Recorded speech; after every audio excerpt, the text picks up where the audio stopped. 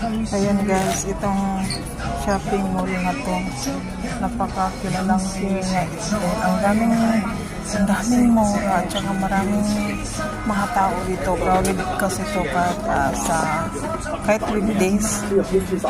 Kasi sobrang mura yung mga tinda nito, yung mga toys. Kaya yung iba dito namimili tapos binibinta din nila. Siyempre, may tubo na rin yun. Hindi klase-klase. Ang dami. May mga tools sila.